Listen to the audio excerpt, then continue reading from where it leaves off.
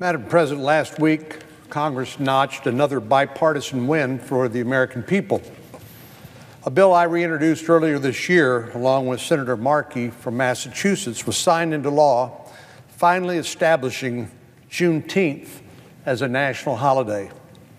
This bill was unanimously supported in the Senate and got an overwhelming vote in the House of Representatives.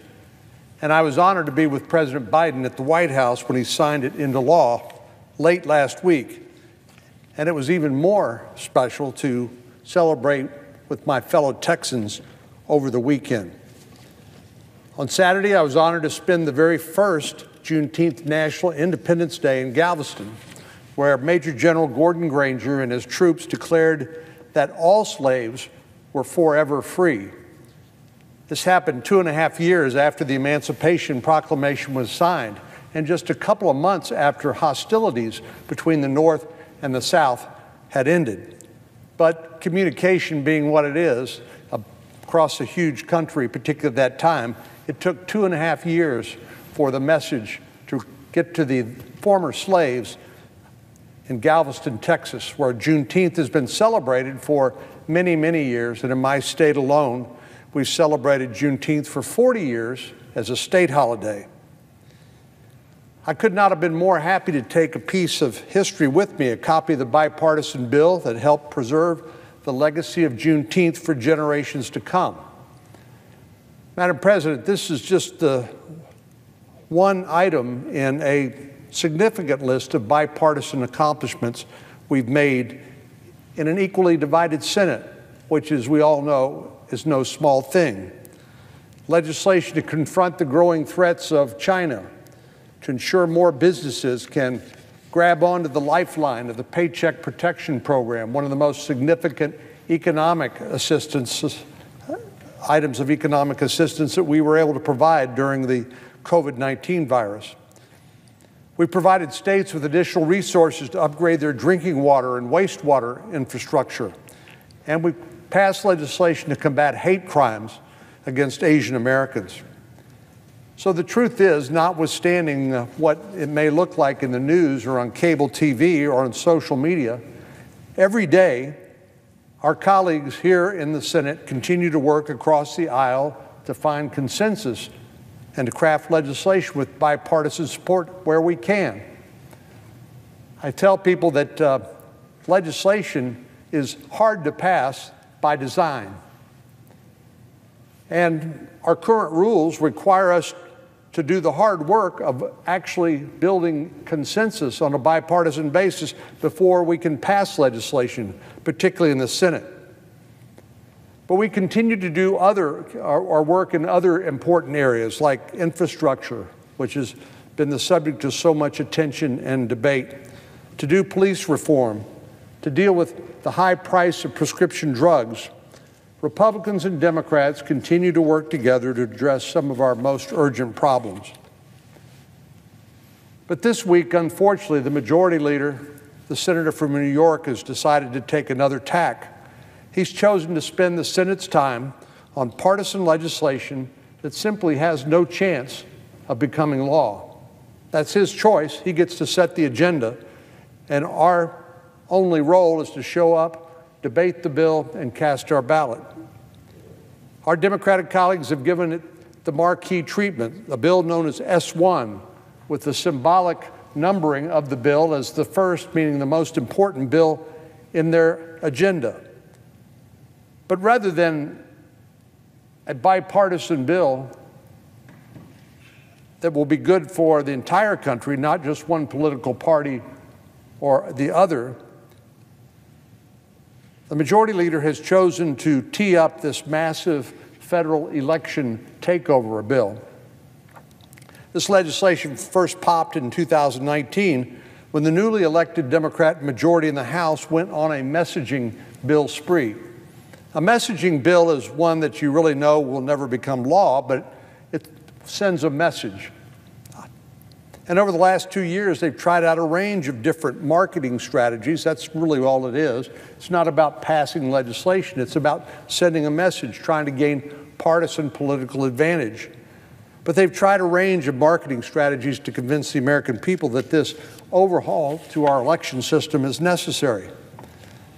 At one point, it was a matter of election security, then of voter confidence, then a way that removed obstacles that prevented people of color from voting. Well, I've got some news for them. In 2020, we saw record election turnout. 2/3 of all eligible voters cast a ballot. That was the highest turnout in 120 years. And it wasn't confined to any single racial or ethnic group. It was across the board. We saw African American voter participation at virtually an all-time high. Same with Hispanics and every other ethnic and racial group. So, notwithstanding the facts that people are turning out to vote in historic numbers, they had to come up with a new sales pitch. They had to attack the efforts in the states to pass their own election laws which handle the time and manner in which state elections are run. And to me, the consistent theme was making it easier to vote and harder to cheat. To me, that's the simple message I think we ought to be sending when it comes to our election laws. So that's what our colleagues latched onto. But over the last few months, they've twisted and turned and manipulated the facts beyond any recognition. They've tried to frame new state voting laws as the impetus or the reason justifying this massive federal takeover, unconstitutional in my view, takeover of state voting laws. They've painted an alarming picture of the assault on voter access. But if you actually take time to look at these so-called restrictions in voting, you'll find they're more generous than the current law in many Democratic-controlled states. There's no better example than the Georgia law, which came under national scrutiny for enacting reforms that would give Georgia voters more time to vote than voters in a number of blue states. Here are the facts, Madam President. In Georgia, the law that people claimed was racist and designed to prevent people of color from casting their ballot during the early voting season before on election day voting, the new Georgia law provides 17 days for in-person early voting. How about Massachusetts, currently represented by 2 Democratic senators? Well, Massachusetts provides 11 days. Delaware, represented by 2 Democrats, the home state of our president, it provides 10 days of early voting. New Jersey, also represented by 2 Democratic senators, provides 9 days, almost half of what Georgia has provided for in its new election laws. But what you heard across the news media, cable TVs, social media and the like, was that somehow, some way, Georgia had conspired to restrict the rights of African American and other minority voters from casting their ballot. But the facts prove otherwise. But this is the type of hypocrisy that we're seeing in this debate. As I said, New Jersey recently passed a law, just recently passed a law that expanded in-person voting to 9 days.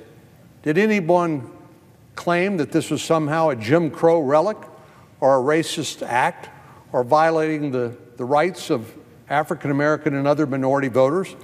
Of course not. Was New Jersey treated the same as Georgia was in the popular media, where it was suggested that somehow this was a racist effort to restrict minority access to voting? Of course not.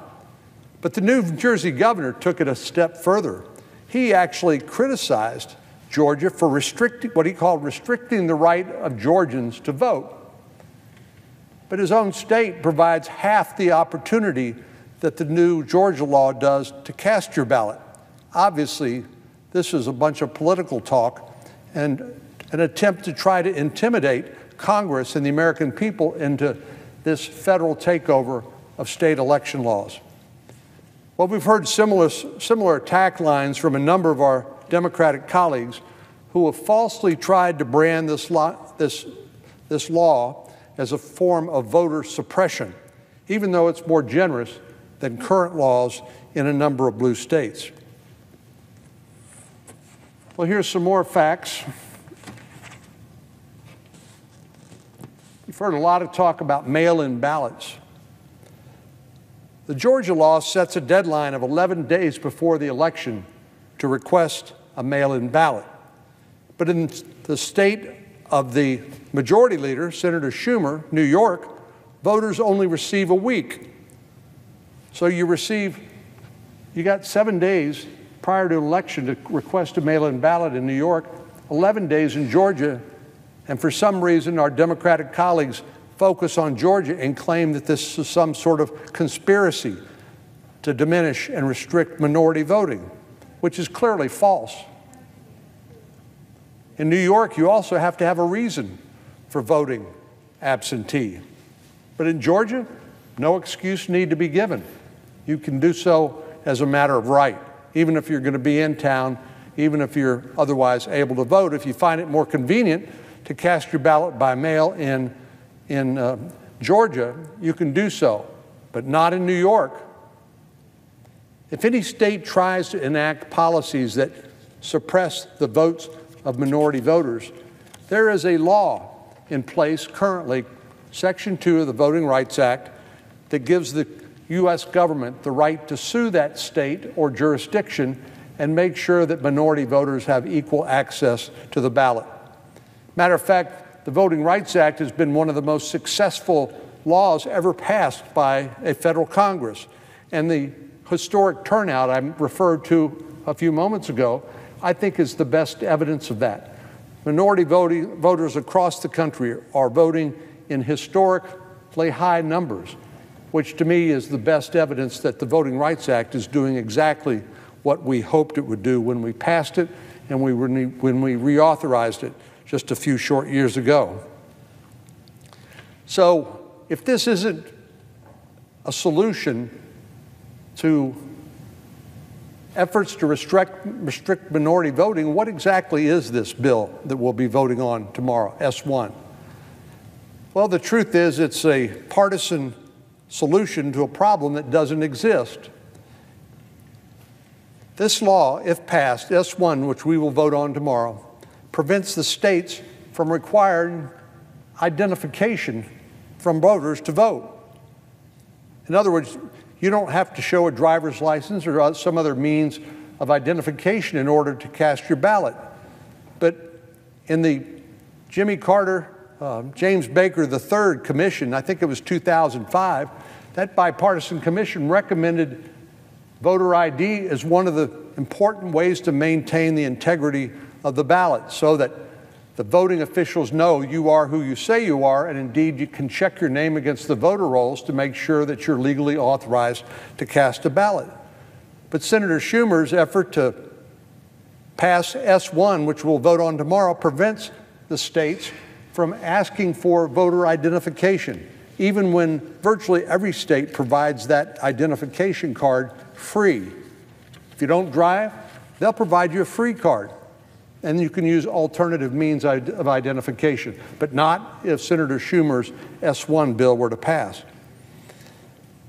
This bill, S1, would also tie the state's hands when it comes to maintaining accurate voter rolls. So if people have moved out of the state or if voters have passed away, this law would tie the hands of the states to make sure that those names were removed from the voters' rolls, which would make it more likely that fraudulent efforts to cast those ballots on behalf of voters who either didn't exist or had moved out of state is possible. But S1 would tie the hands of the states to periodically purge dead voters from the voter rolls. This would also encourage something called ballot harvesting. Now, some states provide for ballot harvesting, but many, thankfully, do not.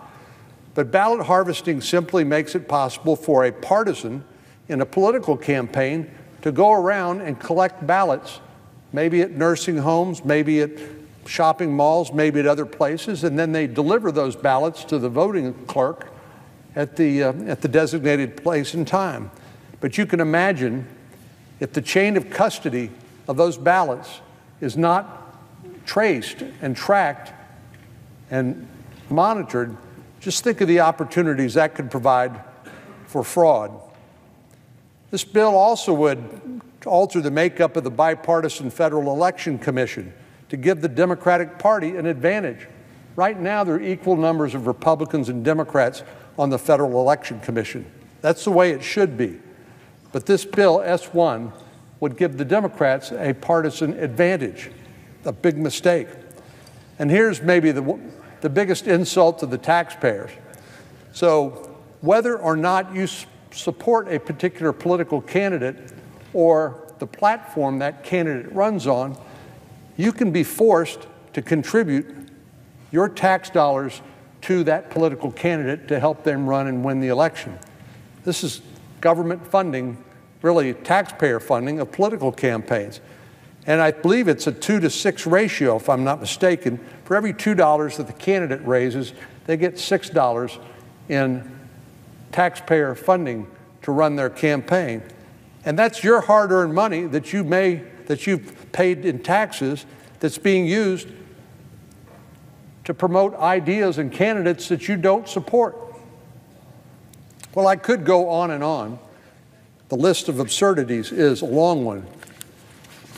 But our friend, the senior senator from California, summed it up pretty well earlier this month. She said, if democracy were in jeopardy, I would want to protect it. But I don't see it being in jeopardy right now, close quote. So, Madam President, there is no voter suppression crisis, certainly not a systemic one. And if there is a problem with suppressing minority votes, there is authority available under the Voting Rights Act for the Attorney General, appointed by Joe Biden and confirmed by the Senate, to be able to go after them. There's no widespread effort to stop voters from casting a ballot, and there's no desire to hand states' constitutional authorities over to the federal government. Our Democratic colleagues are struggling to accept this reality. They spent the last several days working behind the scenes to negotiate a compromise among themselves. Well, there was never a question of whether or not this would be a bipartisan bill because of the overreach that I've just talked about. The question was whether or not the bipartisan opposition seen in the House would continue in the Senate. But even if Democrats were to accept all of the changes proposed by Senator Manchin, the senator from West Virginia, and endorsed by Stacey Abrams, the rotten core of this bill remains the same. This is a politically motivated federal takeover of our elections, and it will not stand. The Constitution doesn't give the Democratic Party or the Republican Party to govern how states run their elections. That's reserved to the states by the Constitution of the United States of America. I will firmly oppose any effort to hand Texas's constitutional rights to regulate and conduct its elections to the federal government. A one-size-fits-all federal mandate won't improve public confidence in our elections. It will be seen for what it is in a transparent way, a partisan political takeover, a coup d'etat, really, of the way that our elections are run. Elections should be run by the folks who are elected and who are accountable to the states, in my state, Texas, and certainly not partisan political actors with an agenda here in Washington, D.C. Madam President, I yield the floor, and I note the absence of a quorum.